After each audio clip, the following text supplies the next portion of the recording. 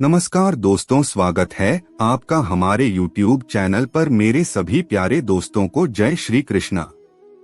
भगवान बुद्ध की 4 प्रेरक कहानियां जो आपकी जिंदगी बदल देगी। प्रेरक कहानी 1, बुद्ध और चक्षुपाल। एक बार भगवान बुद्ध जेतवन विहार में रह रहे थे। भिक्षु चक्षुपाल भगवान से मिलने के लिए आए थे। उनके आगमन के साथ उनकी दिनचर्या, व्यवहार और गुणों की चर्चा भी हुई। भिक्षु चक्षुपाल अंधे थे। एक दिन विहार के कुछ भिक्षुओं ने कुछ मरे हुए कीड़ों को चक्षुपाल की कुटी के बाहर पाया और उन्होंने चक्षुपाल की निंदा करनी शुरू कर दी कि उन्होंने इन जीवित प्राणियों की हत्या की। भगवान बुद्ध ने निंदा कर रहे उन भिक्षुओं को बुलाया और पूछा कि क्या तुमने भिक्षु को कीड़े मारते हुए देखा है? उन्होंने उत्तर दिया, नहीं। इस पर भगवान बुद्ध ने उन साधकों से कहा कि जैसे तुमने उन्हें कीड़ों को मारते हुए नहीं देखा, वैसे ही चक्षुपाल ने भी उन्हें मरते हुए नहीं देखा और उन्होंने कीड़ों को जानबूझकर नहीं मारा है, इसलिए उनकी भर्त्सना करना उचित नहीं है। भिक्षुओं ने इसके बाद पूछा कि चक्षुपाल अंधे क्यों हैं?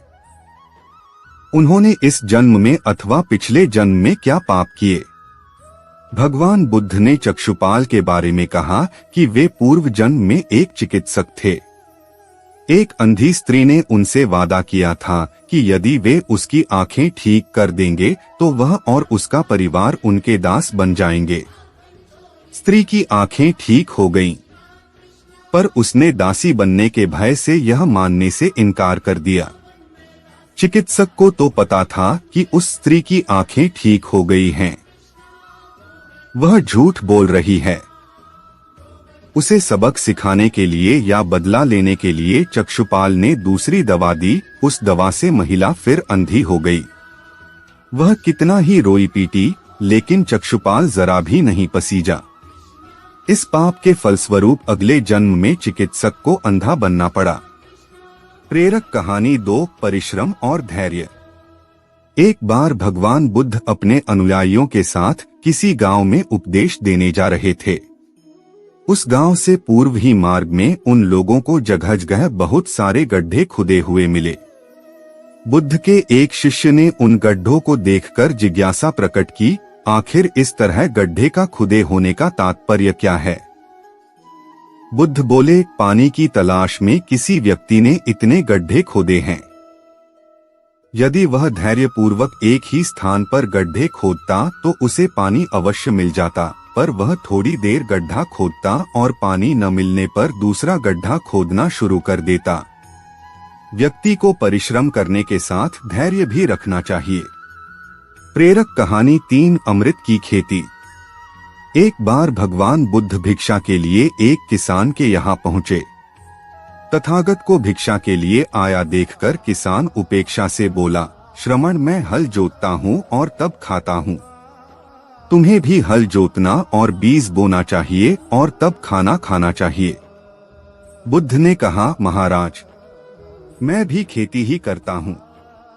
इस पर किसान को जिज्ञासा हुई और वह बोला, मैं न तो तुम्हारे पास हल देखता हूँ, न बैल और न ही खेती का स्थल।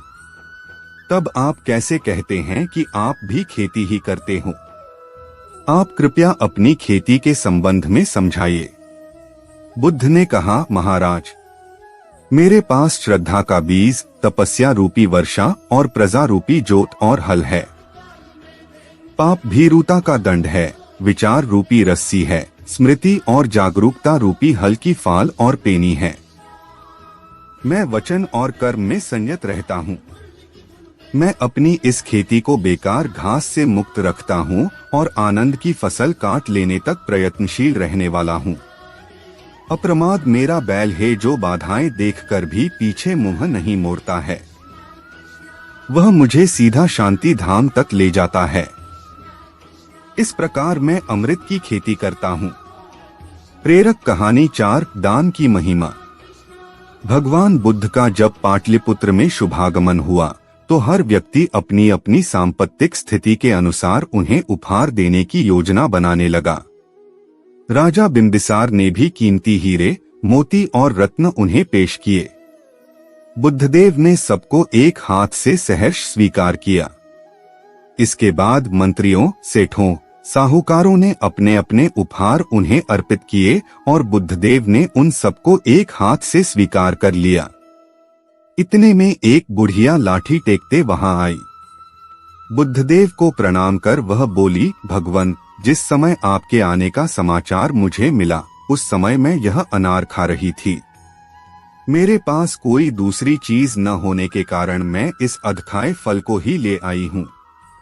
यदि आप मेरी इस तुच्छ भेंट स्वीकार करें तो मैं अहोभाग्य समझूंगी। भगवान बुद्ध ने दोनों हाथ सामने कर वह फल ग्रहण किया। राजा बिंबिसार ने जब यह देखा तो उन्होंने बुद्धदेव से कहा, भगवन क्षमा करें, एक प्रश्न पूछना चाहता हूँ। हम सबने आपको कीमती और बड़े बड़े उपहार दिए जिन्हें आपने एक हाथ से ग्रहण किया, लेकिन इस बुढ़िया द्वारा दिए गए छोटे एवं जूठे फल को आपने दोनों हाथों से ग्रहण किया, ऐसा क्यों? यह सुन बुद्धदेव मुस्कुराए और बोले, राजन, आप सबने अवश्य बहुमूल्य उपहार दिए हैं, किंतु यह सब आपकी संपत्ति का 10वां हिस्सा भी नहीं है। आपने यह दान दीनों और गरीबों की भलाई के लिए नहीं किया है, इसलिए आपका यह दान सात्विक दान की श्रेणी में नहीं आ सकता। इसके विपरीत इस बुढ़िया ने अपने मुंह का कौर ही मुझे दे डाला है। भले ही यह बुढ़िया निर्धन है, लेकिन इसे संपत्ति की कोई लालसा नहीं है। यही कारण है कि इसका दान मैंने खुले हृदय से दोनों हाथों से स्वीकार किया है। आपसे मेरी प्रार्थना है कि मुझे मोटिवेट करने के लिए वीडियो को लाइक करें, शेयर करें, सब्सक्राइब जरूर करें दोस्तों, और कमेंट में जय श्री राम जरूर लिखें।